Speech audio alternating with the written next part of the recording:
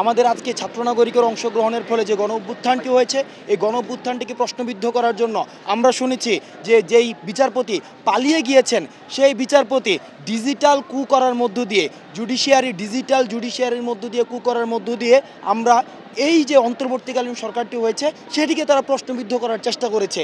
সেটি সাধারণ ছাত্র নাগরিক যে অংশগ্রহণের মধ্য দিয়ে যারা গণ অভ্যুত্থানটি সফল করেছে তারা সেটিকে মেনে নিতে পারেনি। সেটি হচ্ছে এটির বাস্তবতা, আজকের সেটির প্রতিফলন। আর দ্বিতীয় যে প্রেক্ষাপটটি সেটি হচ্ছে গত 16 বছর ধরে ফেসিস্ট গভর্নমেন্ট যে ধরনের একটি বিচারহীনতার সংস্কৃতি বাংলাদেশে তৈরি করেছিল, সেই বিচারহীনতার সংস্কৃতির প্রতি মানুষের যে অনাস্থা সৃষ্টি হয়েছিল, আমরা দেখেছি রাষ্ট্রের প্রতিটি নিপীড়কমূলক কাজের যে বিষয়টি ছিল, এই শেখ হাসিনা খুনি ফেসিস্ট সরকার সেটা হাইকোর্টের কাঁধে বন্দুক রেখে তিনি সবগুলো কাজ করেছেন। আমাদেরকে বন্দি করা থেকে শুরু করে তত্ত্বাবধায়ক সরকার বাতিল ব্যবস্থা থেকে শুরু করে প্রত্যেকটি কাজ উনি হাইকোর্টের উপরে গুলি রেখে উনি এই কার্যক্রমগুলো, নেতিবাচক কার্যক্রমগুলো উনি পরিচালনা করেছেন। সেই জায়গা থেকে এই যে হাইকোর্টের প্রতি বা বিচার ব্যবস্থার প্রতি ছাত্র নাগরিকের একটু অসন্তুষ্টি সৃষ্টি হয়েছে, সেই অসন্তুষ্টির আজকের বহিঃপ্রকাশ হচ্ছে এখানে।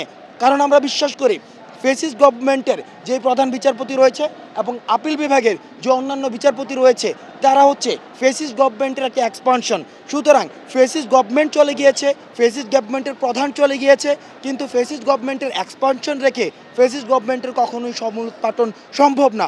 সুতরাং বিচার বিভাগকে কুলুষিত মুক্ত করতে হলে, কলঙ্কিত মুক্ত করতে হলে এই যে একজন প্রধান বিচারপতি রয়েছে যে ফেসিস্ট গভর্নমেন্টকে সার্ভ করেছে এবং আপিল বিভাগের অন্যান্য যারা বিচারপতি রয়েছে তাদেরকেও দ্রুততম সময়ের মধ্যে পদত্যাগ করতে হবে, তাহলেই বাংলাদেশের বিচার বিভাগ কলঙ্কমুক্ত হবে।